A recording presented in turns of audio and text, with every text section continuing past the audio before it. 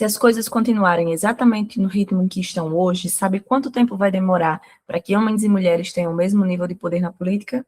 134 anos. Isso mesmo, 134 anos. E esse número não é das vozes da minha cabeça, né? É um dado oficial do Fórum Econômico Mundial de 2024.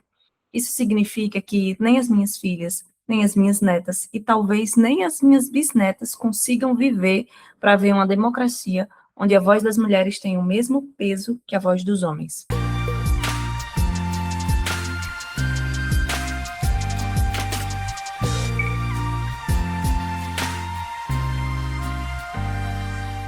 Seja muito bem-vinda e muito bem-vindo a mais um vídeo aqui do canal Mulher em Pauta. Sou Jeane e hoje nós vamos ter uma conversa muito séria. Hoje o vídeo vai ser muito direto. Eu e você iremos conversar sobre o futuro do nosso país. Hoje nós vamos falar sobre uma solução real, histórica, que depende de nós. O movimento e o projeto de lei Mais Mulheres na Política. Segundo o último censo do IBGE, em 2022, a população brasileira é formada por 51,5% de mulheres. Além disso, 55,5% da população é negra, né, da nossa população. E as mulheres negras sozinhas representam 27,9% de todo o povo brasileiro. Mas quando você liga a TV e olha para as câmaras municipais, para as assembleias legislativas, para o Congresso Nacional, quem é que está, em sua maioria, decidindo as leis que governam as nossas vidas?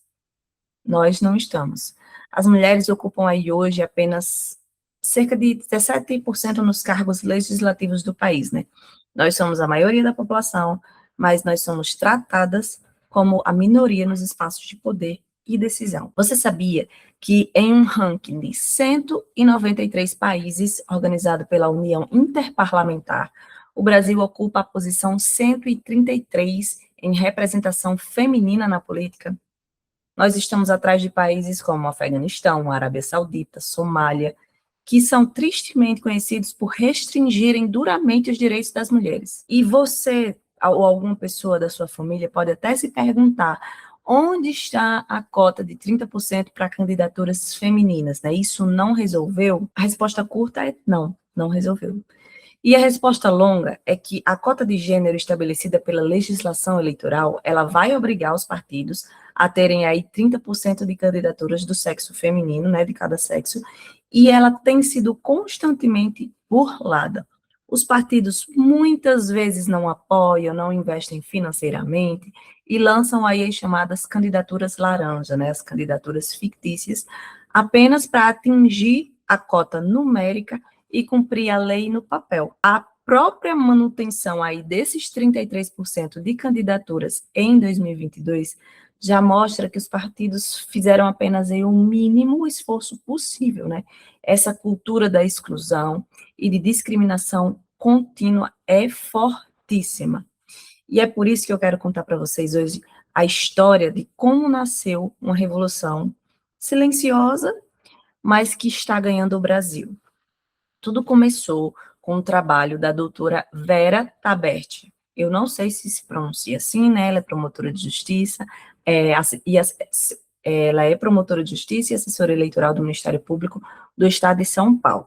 Entre as eleições lá de 2016 e 2018, ela começou a fiscalizar e investigar a regularidade dessas candidaturas femininas. E o que ela viu de perto foi uma dura realidade. Os inúmeros problemas e bloqueios enfrentados pelas mulheres que são impedidas pelo próprio sistema de serem realmente candidatas e eleitas. Não bastava apenas fiscalizar, era preciso mudar esse sistema. Então, em março de 2019, Vera organizou um grupo suprapartidário. Ela contou aí com a ajuda de Ana Paula Giammarucci, também não sei se se pronuncia assim, e com apoio de peso dentro do Ministério Público, com o Procurador-Geral de Justiça, Gianpaolo Osmanio, a Subprocuradora-Geral, Lídia Passos, e o Subprocurador-Geral, Wallace Paiva Martins.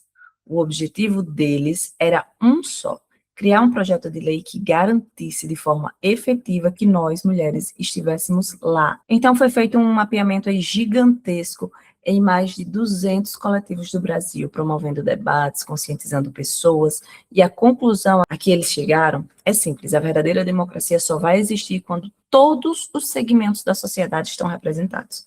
Se a Constituição diz, no artigo 5º, que homens e mulheres são iguais em direitos e obrigações, essa igualdade precisa existir no cenário político. E a única solução eficiente é reservar as cadeiras. E é exatamente isso que o projeto de lei Mais Mulheres na Política vai propor. Ele propõe a alteração do nosso Código Eleitoral de 1965 e a Lei Complementar 78 de 1993, para garantir uma reserva de 50% do número de cadeiras nas esferas legislativas, ou seja, deputadas federais, estaduais, distritais e vereadoras, exclusivamente para mulheres, metade das cadeiras. E tem um ponto fundamental nessa proposta que eu preciso enfatizar: a interseccionalidade. Nós não podemos falar de desigualdade de gênero no Brasil sem falar de racismo.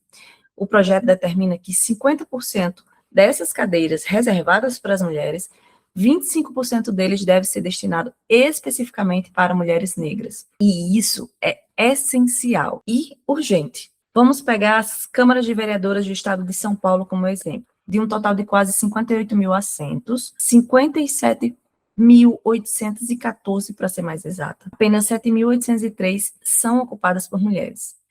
Destes 7.803, 4.873 são mulheres brancas e 3.290 são mulheres negras. E no Congresso Nacional, na Câmara dos Deputados, dos 513 assentos, só 77 são mulheres. E dessas 77, só 13 são negras.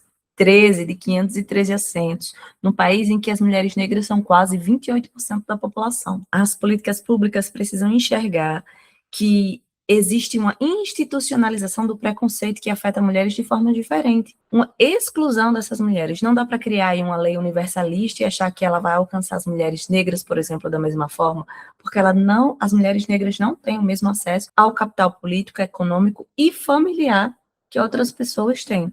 Então, essa reparação, ela se torna necessária, como já foi muito debatido e comprovado, quando o STF julgou constitucionais, por exemplo, as cotas raciais nas universidades. A Agenda de 2030 da ONU, né, a Organização das Nações Unidas, da qual o Brasil faz parte, tem como um de seus objetivos de desenvolvimento sustentável a igualdade de gênero, que inclui garantir nossa participação plena em todos os níveis de decisão.